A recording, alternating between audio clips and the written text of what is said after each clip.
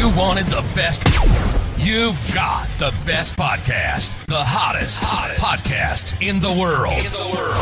The Chris Voss Show. The preeminent podcast with guests so smart you may experience serious brain bleed. The CEOs, authors, thought leaders, visionaries, and motivators. Get ready. Strap yourself in. Keep your hands, arms, and legs inside the vehicle at all times, because you're about to go on a monster education roller coaster with your brain. Now, here's your host, Chris Voss. Hi, folks. It's Voss here from thechrisvossshow.com. There you go, ladies and gentlemen. The Iron Lady sings it. That makes it official. I'm so glad I don't have to do it after 14 years, and we just let her handle the business. As always, we have the most amazing authors, minds, Pulitzer Prize winners, New York Times bestsellers, billionaires, CEOs, White House presidents, advisors. All the brilliant people are on the show today. And we're going to be talking about something that I was a fan of when I was growing up, watching Pete Rose. I don't think, I don't know if I can claim that anybody loved the game more than him, but certainly he played it like he did. Maybe that's the right way to say it. We'll find out from our amazing author we have on. His newest book has just come out. It's Charlie Hustle, The Rise and Fall of Pete Rose and the Last Glory Days of Baseball. And actually, March 26th, 2024, here in a few more days, it'll be out. Keith O'Brien joins us on the show today. We'll be talking to him about his amazing book. He is a New York Times best-selling author of Paradise Falls, Fly Girls, and Outside Shot, a finalist for the Penn ESPN Award for Literary Sports Writing, an award-winning journalist. He's written for the New York Times, the Washington Post, the Politico, and his stories have also appeared in National Public Radio and This American Life. And he lives in New Hampshire. That's the peak of his whole bio right there. He lives in New Hampshire. So there you go. Welcome to the show, Keith. How are you? Thanks, Chris. Thanks for having me. Thanks for coming. Really appreciate it. Honored to have you. Give us your .coms. Where do you want people to find you on the interwebs? Sure. Well, my website is real simple. It's just keithob.com. You can follow me on Twitter by that same handle, KeithOB, or on Instagram at O'Brien's Story. There you go. So tell us about this unknown Pete Rose guy no one has ever heard of, and give us a 30,000 overview of your book. Sure. Well, so, of course, I think most people of a certain age will have heard about Pete Rose. He's one of our great baseball legends. And also, I think, just objectively, one of the most fascinating, complex, and controversial athletes of the past 100 years. Pete Rose, climbs to the top of the baseball mountain. He is the all-time baseball hit king, the hit leader still of 40 years after he stopped playing. But Pete Rose loses it all in an epic gambling scandal in 1989, and is banished from the game for betting on baseball and betting on his own team, the Cincinnati Reds. And I wanted to go back and tell that story for a couple reasons, Chris. For one thing, what I was really trying to capture here was the human story. Yes, Pete Rose is a baseball player, but for me, it's almost immaterial. What's most interesting to me about his story is this rise and this fall. It is really, I think, a Greek tragedy that just happened to play out on an American baseball field. And the other reason why I wanted to explore it again now, Chris, is in the past 6 years, we have seen a cultural shift in America that no one expected. Gambling, and sports gambling in particular, is now legal in most states. Last year in America, we legally wagered $120 billion on sports, just legally. And while, that change doesn't mean that nowadays a player like Pete Rose could bet on his own team to win, it doesn't. That's still disallowed by Major League Baseball for all the obvious reasons. It does raise some pretty interesting questions. And so I thought, what better time to go back and explore one of our most notorious gamblers than now? There you go. And, Pete Rose, I was still watching baseball back then as a kid. I was a big Dodgers fan. But I love the Oakland A's, and I can't remember the gentleman on the Oakland A's that I used to love. What, Reggie Jackson? Sure, Reggie Jackson in the Reggie 70s, Jackson. absolutely. I was a big fan of Tommy Lasorda, of course, was just so fun to watch with the Dodgers. But I grew up a Dodgers fan, and he's recently run for Senate. Steve Garvey. Steve Garvey. I was a huge Steve Garvey. I love Steve Garvey. And then but Pete Rose, you tuned in to watch Pete Rose. You wanted to see that slide that he would always do in the base. I mean, he was just, and he was such a hustler too around the bases. But you just gotta say, it was like watching Michael Jordan with that tongue hanging out of his mouth as he's flying through the air and defying gravity, and it just captured a love of the game that. There's a lot of great players out there, but there's something that goes like next level with certain players, and I think Pete Rose was that, and I think a lot of people felt that. You're absolutely right. I mean, people gravitated to him for all the reasons why you mentioned. He really was, quite frankly, an ordinary athlete. I write in my book, Charlie Hustle, that he was, I think, arguably our most ordinary, extraordinary athlete. Wow. He came from a working class neighborhood on the west side of Cincinnati. He was never the best player on his youth baseball teams all the way through high school. He was small. He had no obvious talents. So there's no reason why this man, should have, made the major leagues, much less, become baseball's all-time hit leader. And he knew this, from a young age, Pete did. And, he knew that to make it, that frankly, just to survive, that he had to play harder than the next guy. And so, there he was, sprinting down to first base on a walk. There he was, barreling into second base in meaningless games to break up double plays. There he was sliding head first into bases. This was, part of his persona. Yeah. And he wore that persona, in every part of his life, for good or for ill. There you go. Yeah, I mean, you just see it in the way he played. I mean, there's I can't think of the Ravens running back that I used to love to watch. And normally because he was fast as hell, and then the other time is if he hit somebody, he'd knock the teeth out of him. So I love that. I'm a Raiders fan, so I'm used to. I like concussions and knocking people's teeth out. But you could just tell the way he played the game. I mean, even though you weren't a Cincinnati fans thing, you're like, what? Oh, Pete Rose is on? Yeah, we're watching that game. It's the same reason you turn into NASCAR to watch the cars crash or something. I don't know.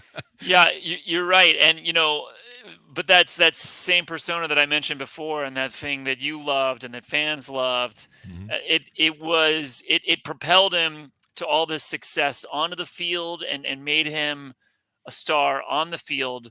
But I think my research and reporting shows that same persona, that same unwillingness to bend, that same belief that he will prevail. Pete was the eternal optimist, and that same unwillingness to be vulnerable, to be weak, hurts him off the field as a man.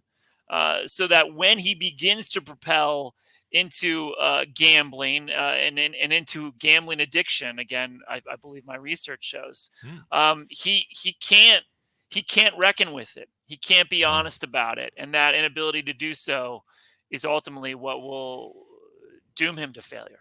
There you go. Ray Lewis was referencing earlier for the Ravens for that. So we're going to circle back to the book, but let's get to know you a little bit better. Tell us about your upbringing. What made you want to become a writer? You've written multiple books. What made you want to write about sports, and what brought you to this story? So, I've probably wanted to write and gravitated to write from the time I was in middle school, and I certainly knew by college that it was something that interested me. This story is something that's sort of imbued on me. I was born also in Cincinnati and raised in Cincinnati. I was too young to remember the Big Red Machine teams that were so dominant in the 1970s, the ones that Pete Rose played for and won World Series titles with. But I'm in the wheelhouse for my love of baseball when Pete returns to Cincinnati from the Montreal Expos in 1984. I remember, as many Americans do who were alive at that time, exactly where I was on the night that he set the all-time hit record. And I remember that tumultuous year in 1989, when he got himself embroiled in what was, until that point, one of the most epic gambling scandals in American sports history. And so, if you were alive during that time, that Pete Rose was almost, sort of the backdrop of your life, and in the way that many big stars are for us. And that was certainly true of anyone in Cincinnati. And so, that was one reason why I was drawn to this story. I know the neighborhood that Pete grew up in. I know guys like him. I went to school with guys like him, and I wanted to explore, this narrative of this man who was bedeviled by his own flaws. There you go. And I was just thinking to myself, he was on the Wheaties box. Yeah. It used to be like all the top people were on the Wheaties box, and some of them aren't men anymore. But one of them is. But he was on the Wheaties box, and when you were a kid, you'd see that Wheaties box, and hey, I want to be like Pete Rose. I'm going to eat some Wheaties. It was a thing back then. It was. I don't know why they don't. Maybe they still do that on Wheaties boxes. I don't know. I don't eat Wheaties anymore. Probably for obvious reasons. I don't know. They do still do it, but again, that thing that represented so much about our culture in the 1970s and 80s is now just one of 1,000 things that represents something about our culture. Today, it would be far more important for an athlete to have a viral tweet or a popular reel on Instagram than it would be to appear on the Wheaties box. But Pete did, of course, in 1985. He was on that Wheaties box, as were every other iconic athlete in those days. Yeah. And if you weren't a home brand name, a home recognized name, this is before, big media where, everyone's on social media.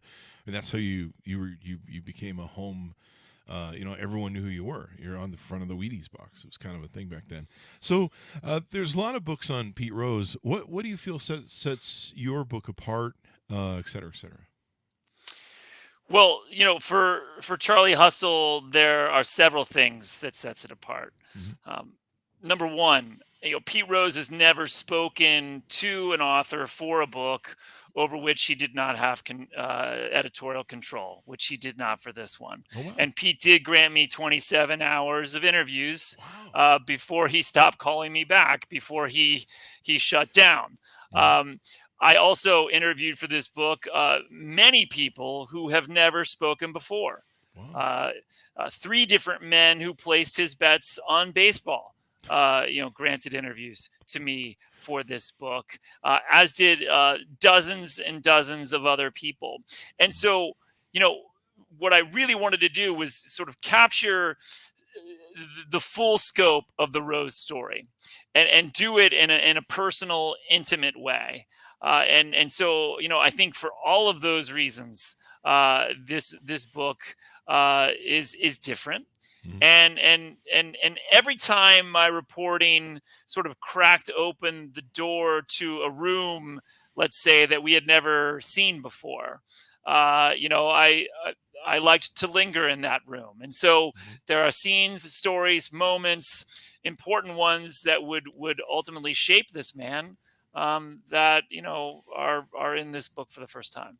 And those are the stories you love, the things that shape a person, that make them who they are, that make them 3-dimensional. Because a lot of times we make our heroes 2-dimensional, and they're not everyone's a complex being, and we all have dichotomies and conflicts, and none of us are perfect beings. I think we know what happened to the last perfect being. So, I mean, being able to tell these stories behind, and the things, as you mentioned, making him a personal great, also those flaws are exposed, and sometimes that's how it goes. You break down, you get into some of the FBI and court records, investigative reports on him, and everything else. Um, how do you? I guess you play out in the book this weirdness of how is it fair, or how do you sell? Do you sell that that he should be in the Hall of Fame, that he should be overturned, or how do you approach that?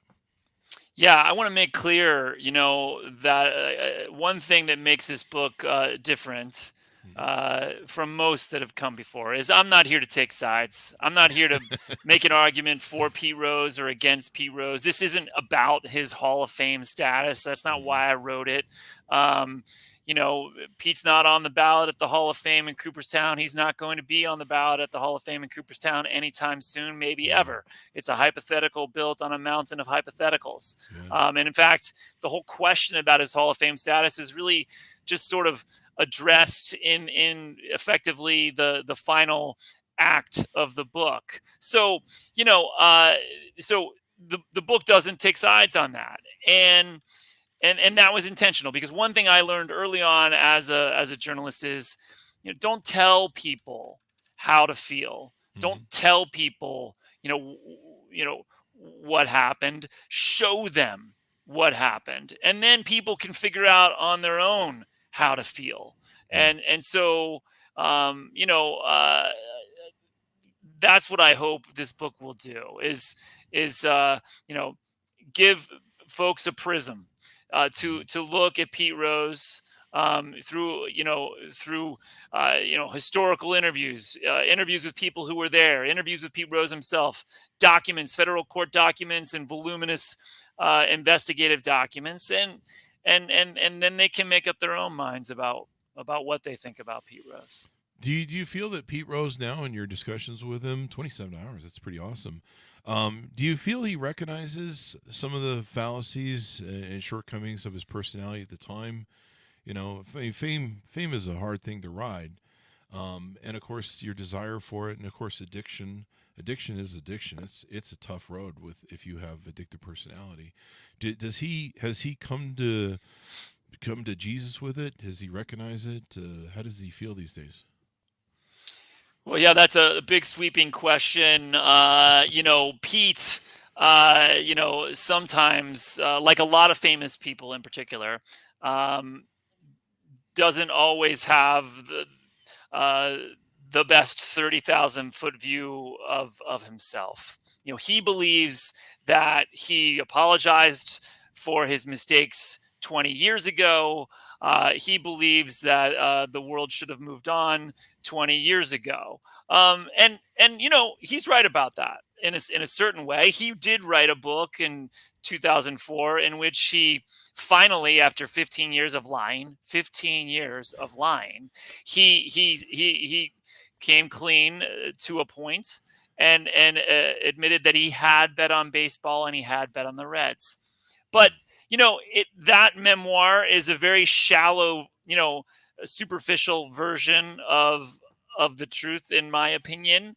And so my goal, as I sat with Pete at times, was to get him to talk about the darkness, because again, if you're going to place bets on baseball and bets on your own team, which are decisions that Pete Rose and any other ball player would have known could get him banned for life, then you have got a problem. Yeah. And Pete's way of addressing it, is to say, well, I didn't think I would get caught. And I think that's everyone's thing that's in jail right now. And well, right.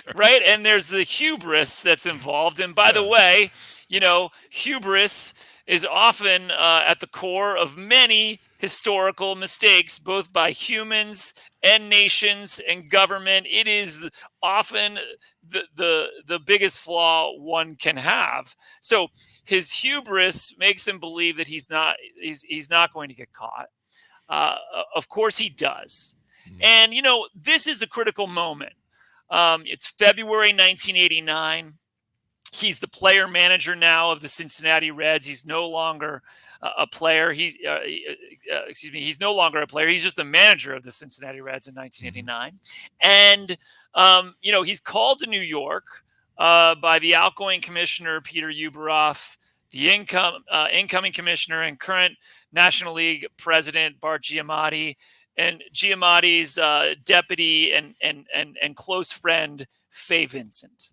And these men have a meeting with Pete Rose in a boardroom next to Ueberroth's office. Mm-hmm. And the whole purpose of the meeting is just to ask Rose a simple question, which is Major League Baseball has heard at this time that he is betting on baseball, and they want to know if it's true.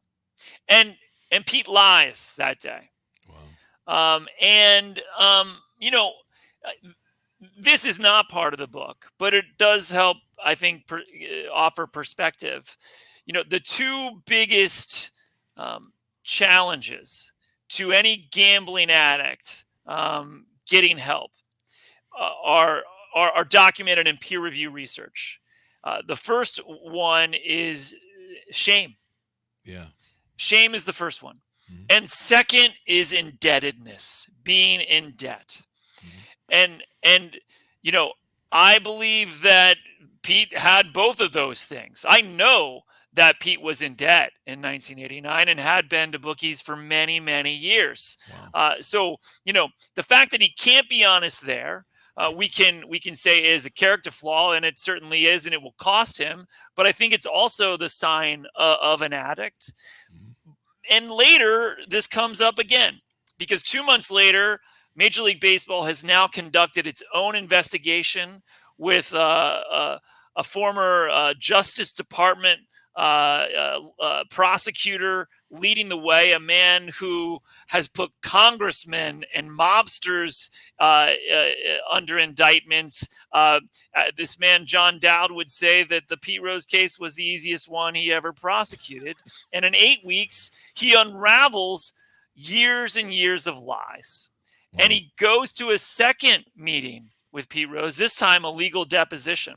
Mm-hmm. And Bart Giamatti, who's now the commissioner of baseball, instructs John Dowd that he's not to play gotcha with Pete. He's not to surprise him with anything.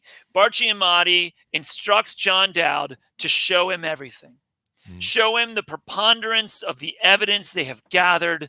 And the hope, and maybe even the belief, was that Pete Rose would see, oh my God, they've got everything. They've got bank records and phone records and my bookie and my former runner statements, implicating me in gambling on baseball. Maybe he should have, at that point, come clean and told the truth. He still can't do it. Wow. He still can't do it, and it will be then 15 more years before he can. Yeah. Do you think, you think the penalty might have been less? Do you delve into that if he'd just admitted to it? Maybe they could have gotten him help, or I don't know. I don't know if that was even an option. In the mid-1980s, around 1983, 84, there was a different scandal in baseball, smaller, but a scandalous nonetheless, and it involved cocaine. Several players, prominent ones, including former MVPs, had been supplied with cocaine by a dealer in Pittsburgh. And the players themselves were not on trial for anything, but the dealer was. And they were summoned to testify in court. And so it's really bad for baseball. It's often referred to as the Pittsburgh, cocaine trials. Wow. So the commissioner at the time is Peter Ueberroth, who will still be there 5 years later, in the room with Giamatti and Vincent and Rose.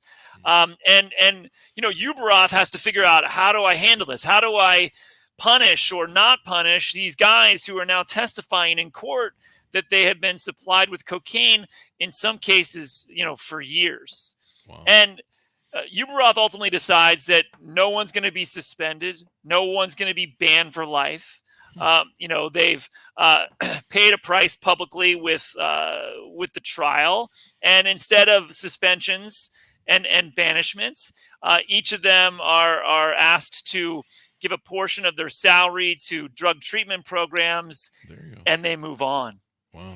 And I do believe, and this isn't just my belief, my research and reporting shows that if Pete Rose comes to that meeting in February 1989 and is honest with Uberoth and Giamatti and Vincent, it is different. Wow. Now, does that mean he wouldn't have faced any kind of punishment? No, I don't think so. He still would have been punished in some way. But one thing we have forgotten in the last 35 years, especially as Pete Rose has become a caricature of himself, is that this was bad for baseball in 1989. Yeah. This wasn't a good thing.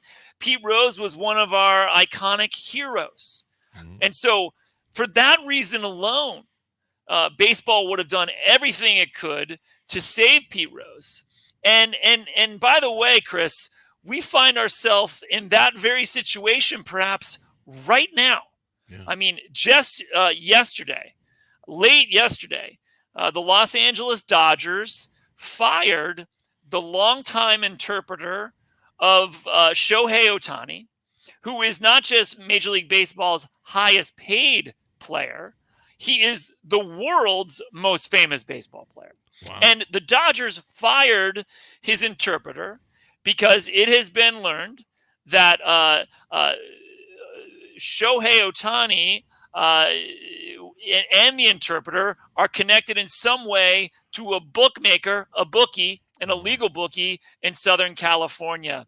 And specifically, just yesterday, Shohei Ohtani's lawyers released a statement saying that accusing his interpreter of massive theft of money in order to pay off, allegedly pay off this bookie.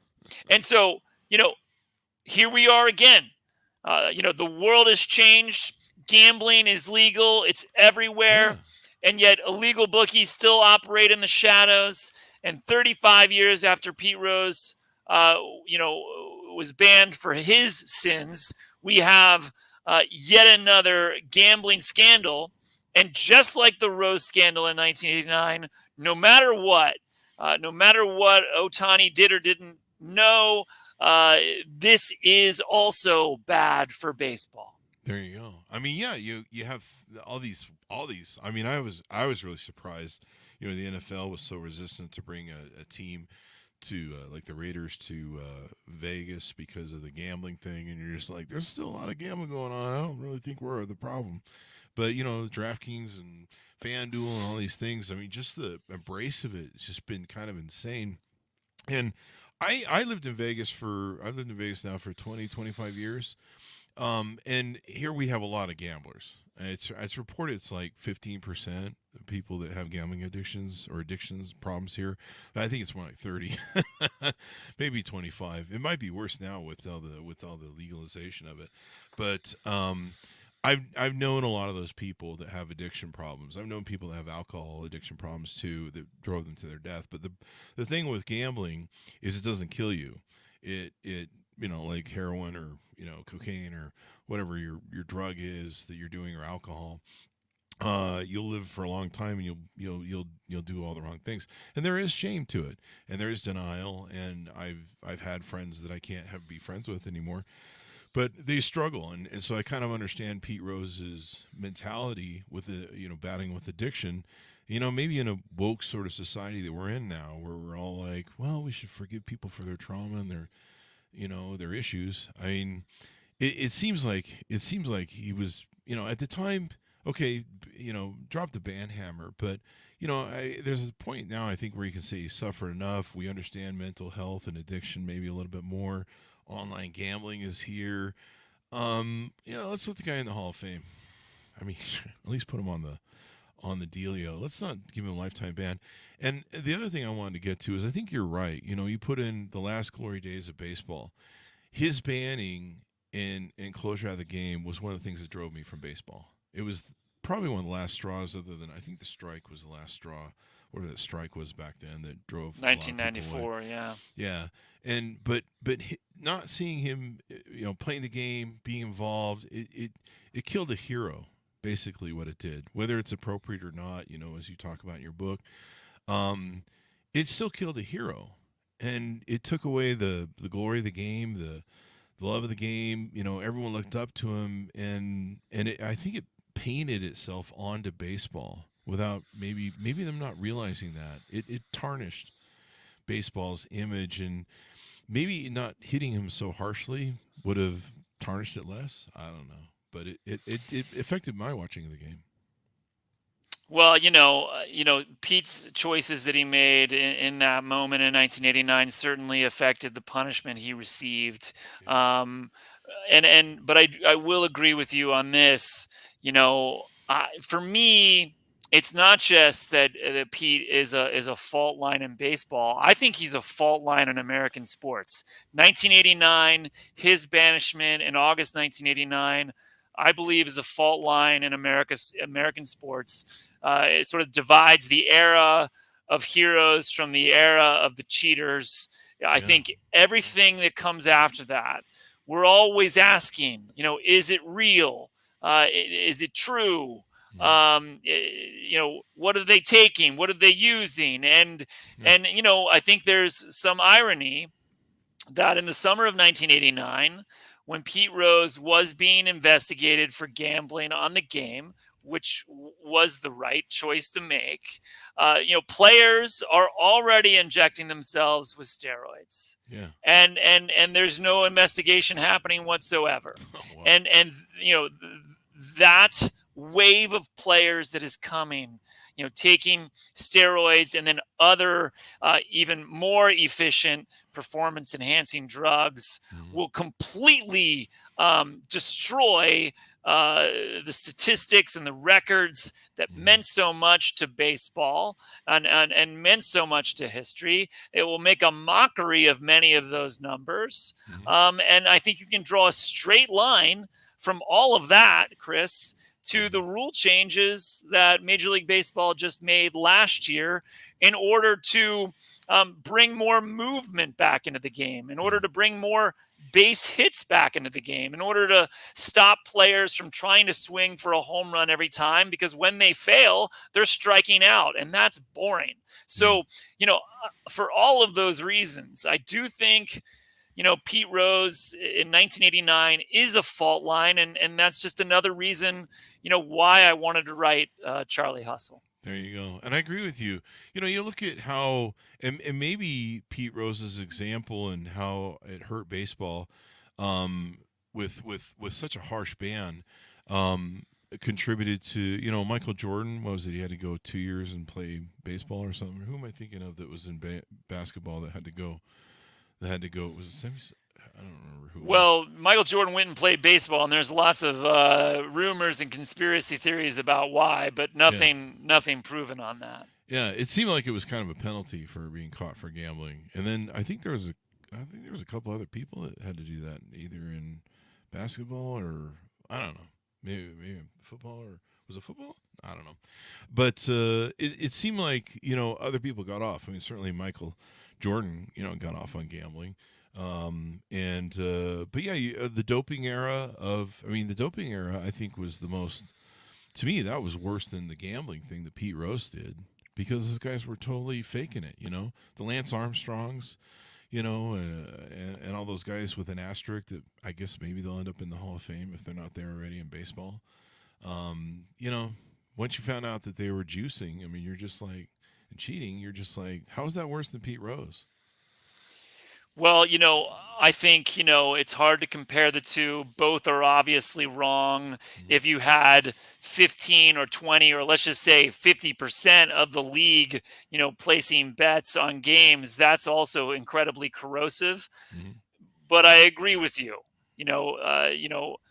I think, it's clear that despite what Pete Rose did was wrong and incredibly wrong for all the reasons we've discussed, the steroid era did far more damage to the game of baseball, in my opinion, than the Pete Rose gambling scandal did. And a lot of those guys are still revered too and celebrated. and you're just kind of like, well, this doesn't seem fair. So anything more you want to tease out on the book before we go? Anything we wanted to cover that you wanted to tease out to get people to pick it up? No, I appreciate the time, Chris. The book comes out on Tuesday, March 26th. It's available for pre-order right now wherever you can buy books, and I'm just so grateful for the conversation. Thanks so Thank much. you. Has anyone ever done a survey of what most Americans feel that he should be allowed in the Hall of Fame at the very least? He's paid his due.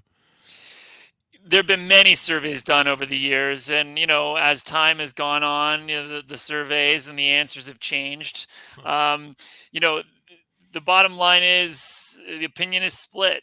I mean, Pete is almost like a political party now. When you're with them, you're with them, and if you're against him, you're against him.